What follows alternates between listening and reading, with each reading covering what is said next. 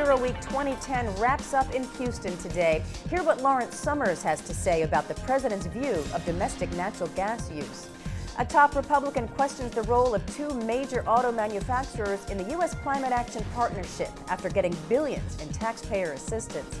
And does California's climate change law create jobs or kill them? Two analyses, two answers.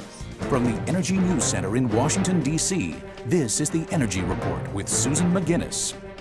Good morning, I'm Susan McGinnis. Thanks for joining us for the Energy Report on this 12th day of March 2010. President Obama supports comprehensive energy and climate legislation that takes advantage of all the natural gas we didn't know we had 5 years ago. That's what Lawrence Summers, Assistant to the President for Economic Policy, told the CERAWeek conference last night in Houston. The large new gas shale finds have been a prominent topic throughout the conference. In fact, the New York Times says every day is gas day here at one of the energy industry's biggest get-togethers. Summers also asked energy industry leaders assembled at CERAWeek to support comprehensive energy and climate legislation along with the president. Summers said the president recognizes that the country needs a price on carbon at long last, but also knows that it has to be part of comprehensive legislation that includes natural gas, renewables, nuclear power, domestic oil, and clean coal. Summers said those energy sources have often been pitted against one another, with Republicans backing one list and Democrats another. Well, now that the administration says it's all needed, he said we should be able to come together on this. While administration officials have recently mentioned their backing of clean coal and nuclear, natural gas and the new finds in shales have not been singled out before. A top House Republican wants to know if GM and Chrysler use taxpayer money to lobby for climate legislation. Joe Barton of Texas is the ranking member of the House Energy and Commerce Committee. He wrote to the heads of both automakers this week, questioning their membership in the U.S. Climate Action Partnership. It's a group of large companies and environmental groups that supports cap-and-trade legislation. The group has spent nearly $2 million on lobbying in the past 2 years and was behind a lot of the language in the Waxman-Markey bill that passed the House in June. Barton is questioning GM and Chrysler's participation in the group after getting billions of dollars in federal loans last year. Insurance giant AIG pulled out of U.S. CAP last year after Barton wrote to then Treasury Secretary Henry Paulson asking whether it had used taxpayer dollars on lobbying activities. A new report says California's first-in-the-nation global warming law could lead to job losses. Senator Dave Cogdill's office released the report, and he's a critic of the law. California's Legislative Analyst's Office looked at 2008 economic modeling by the California Air Resources Board and says that it may overstate the number of jobs attributable to implementation of the law and believes, in fact, the near-term net jobs impact is likely negative. Cogdill said it's time to put the brakes on this failed environmental policy. Some industry groups have criticized the Air Board's analysis, which found the plan would create 120,000 jobs by 2020. Governor Schwarzenegger says he is convinced the law will create more jobs than kill them.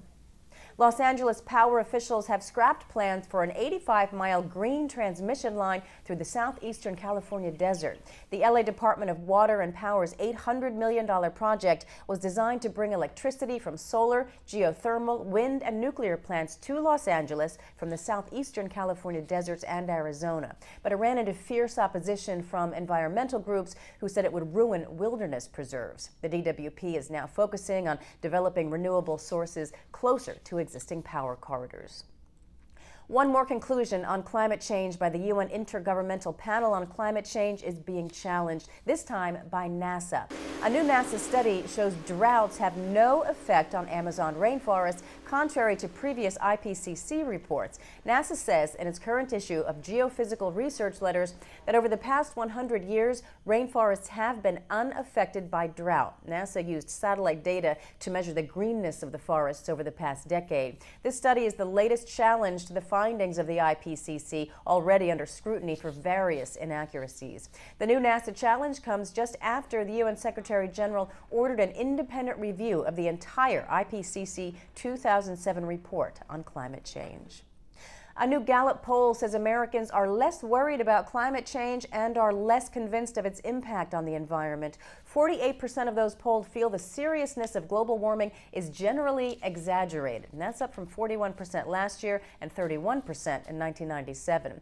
Gallup speculates the shift may be due to the recent controversy over those stolen emails from climate scientists and the increasingly partisan nature of the climate change debate.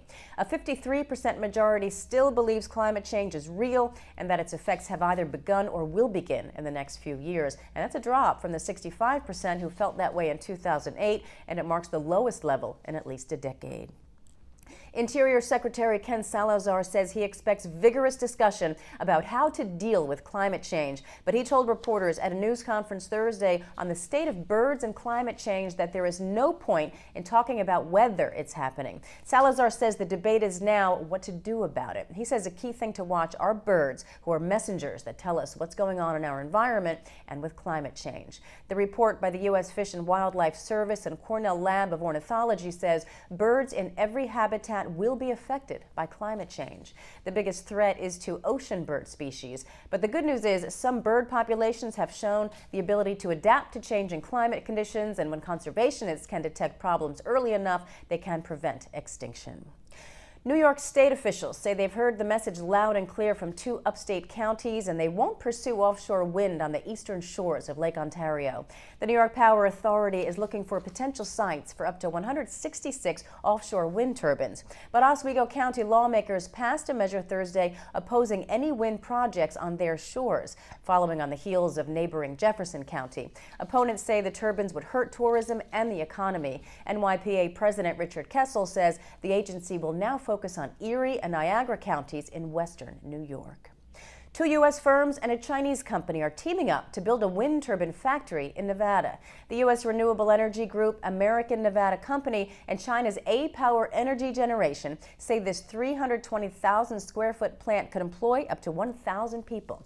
No site has been chosen yet, but officials hope to have it open by the end of next year. A-Power has a contract to build turbines for a Texas wind farm that's slated to receive stimulus money, a project that has drawn criticism for its plans to use a non-U.S. manufacturer. Company's director, John Lynn, says his company values the opportunities in renewable energy in America.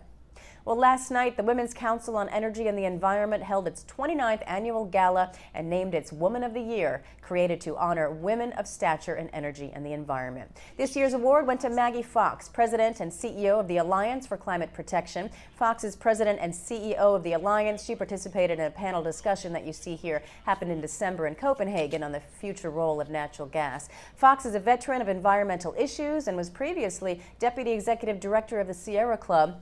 She also consulted for the Energy Future Coalition, Western Resource Advocates, and the Ocean Conservancy on climate and energy campaign. Also honored was Sudeen Kelly as a WEC champion, meant to recognize the importance of mentors for women professionals and to honor those who work to advance women in industry. Here's a check of energy goings-on around the Beltway today. 11 a.m., the American Association for the Advancement of Science has a briefing in the Hart Building on public perception, the science and politics involved in climate policy. That's the Energy Report. Thanks for joining us here in the Energy News Center. For any suggestions or comments about our programming on Clean Skies News, you can find us at contact@cleanskies.com. You can also follow us on Twitter and Facebook. I'm Susan McGinnis. You're watching Clean Skies News.